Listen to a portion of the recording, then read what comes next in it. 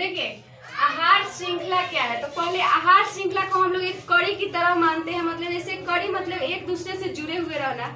तो इसमें कड़ी कैसे जुड़ी हुई रहती है, मतलब चैन की तरह होती है, मतलब एक यहाँ एक यहाँ एक यहाँ एक यहाँ एक यहाँ। तो मतलब इसको हम परिभाषित कैसे करेंगे। तो पहले परिभाषित करने का तरीका है कि जीवों में किसी भी पारिस्थितिक तंत्र में जीवों में ऊर्जा का प्रवाह एक पथीय दिशा में होता है। किसमें होता है?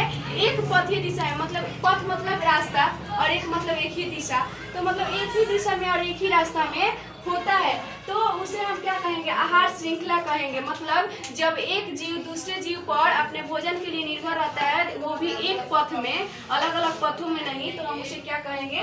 आहार श्रृंखला कहेंगे। जैसे अगर मैदानी पारिस्थितिक तंत्र का उदाहरण लिया जाए तो हो जाएगा घास, बकरी और मनुष्य। ये क्या हो गया? इसका उदाहरण हो गया, आहार श्रृंखला का उदाहरण हो गया। ये मैदानी पारिस्थितिक तंत्र का उदाहरण है घास, बकरी और मनुष्य। लेकिन यहीं पे देखिए अगर वन की बात की जाए तो घास, हिरण और शेर या बाघ, ठीक। और उसके बाद अगर हम बात करते हैं तालाब का या फिर मतलब जल के पारिस्थितिक तंत्र का, तो हो जाएगा शैवाल। शैवाल को खाएगी छोटे जीव, छोटे जीव को छोटे मछली, फिर छोटे मछली को बड़ी मछली, और बड़ी मछली को कौन खा जाएगा? मांसाहारी पक्षी। कौन खा जाएगा? मांसाहारी पक्षी। तो ये हो गया। ये सब क्या हो गया कि देखिए एक ही दिशा में है, कहीं एक दूसरे से मतलब जाल की तरह है नहीं है। सब क्या है? अपने ऊर्जा का प्रवाह एक दिशा में कर रहे हैं, मतलब एक ही पथ में कर रहे हैं। तो हम इसे क्या कहेंगे? आहार श्रृंखला कहेंगे। तो आपसे क्वेश्चन ऐसे पूछेगा कि वन के पारिस्थितिक तंत्र का एक आहार श्रृंखला का उदाहरण दे। वन पारिस्थितिक तंत्र के आहार श्रृंखला का एक उदाहरण दे। तो अगर वन से पूछा तो हिरण वाला देंगे, मैदान से पूछा तो बकरी वाला देंगे, जल से पूछा तो शैवाल वाला देंगे उदाहरण में। तो ये हो गया हमारा आहार श्रृंखला, ठीक। अब देखिए आहार जाल क्या होता है। तो जब आहार श्रृंखलाएं एक दूसरे से जुड़ जाती हैं और आपस में आड़े तिरछे एक पथ बना लेती है, तो उसे हम क्या कहते हैं? आहार जाल कहते हैं। मतलब ये चीज एक दूसरे से ऐसे ना जुड़ के क्या हो जाए? आड़े तिरछे, मतलब एक जाल की तरह जुड़ जाए, तो हम इसे क्या कहेंगे? आहार जाल कहते हैं, ठीक। देखिए इसको समझाने के लिए क्या है, मान लीजिए एक घास है। अब देखिए इस घास को कौन खाएगा? ग्रासहॉपर। इसको इसी बता दे रहे हैं, इसे समझने में आसानी है।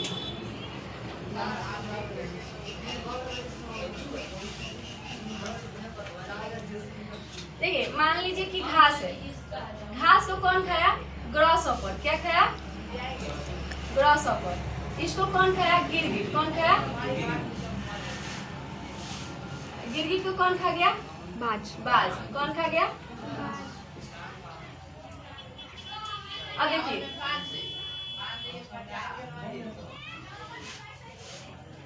घास है, इसको कौन खा गया? खरगोश को भी खा सकता है कौन? बाज। फिर घास है, घास को खाया कौन? चूहा। कौन खाया? चूहा को कौन खाया? सांप। और सांप को कौन खा गया? बाज। तो ऐसे क्या हुआ कि एक, अब देखिए ये क्या हो गया कि एक जाल की तरह बन गया। मतलब एक ही उत्पादक है और इसको कितने सारे उपभोक्ता खा रहे हैं। मतलब इसी एक ही पारिस्थितिक तंत्र में बहुत सारे जीव अपने आप में क्या बना लिए हैं? एक जाल बना लिए हैं। तो हम इसे क्या कहेंगे?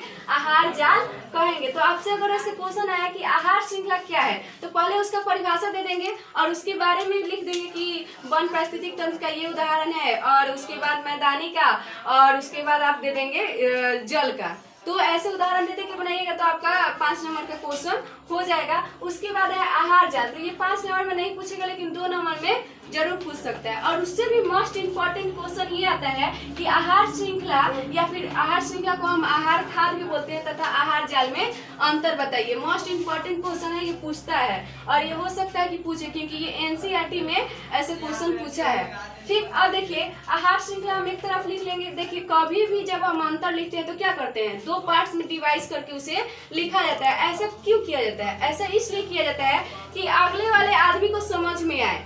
अब ये बताइए अंतर लिखने के लिए हम पहले इसको डील कर देते और बाद में इसको भी डील कर सकते थे, होता कि नहीं। लेकिन वैसे क्या होता है, जो सामने वाला है उसको समझ में नहीं आता, इसलिए अंतर हमेशा भी लिखा जाता है तो दो पार्ट्स में उसको बांट के लिखा जाता है। तो देखिए, और अंतर कैसे होना चाहिए, मिलता जुलता, ये नहीं कि इस लाइन में कुछ और लिखे हैं और इस लाइन में कुछ और लिखे हैं, नहीं, दोनों के विपरीत या फिर मतलब अंतर का मतलब क्या, विपरीत चीजें होनी चाहिए और समानता का मतलब समान चीजें होनी चाहिए। तो देखिए, इसमें क्या है कि एक जीव दूसरे जीवों में भोज्य पदार्थ का स्थानांतरण करता है, मतलब इसमें एक ही जीव होता है और उसी एक जीव से दूसरे जीव में भोजन का स्थानांतरण होता है। लेकिन इसमें क्या होता है, विभिन्न जीव एक ही जीव से भोज्य पदार्थ करते हैं, मतलब बहुत सारे जीव एक ही पे निर्भर हो जाते हैं। और उसके बाद है, यह एक सरल श्रृंखला है, मतलब एक ये सरल मतलब आसान श्रृंखला है, बहुत जल्दी हो जाती है, इसमें कोई झंझट नहीं होता है। और यह क्या है, जटिल या जाल की संरचना है, मतलब ये जाल जैसी संरचना बनाती है ऐसे, ठीक। अब उसके बाद है कि इसमें ऊर्जा का प्रवाह एक ही दिशा में होता है और इसमें ऊर्जा का प्रवाह बहुदिशीय में होता है। मतलब कि आपको अगर बोल दिया जाए कि घास, बकरी और मनुष्य में ऊर्जा का प्रवाह कैसे होगा, तो ये कैसे होगा, इन सब में ऊर्जा का प्रवाह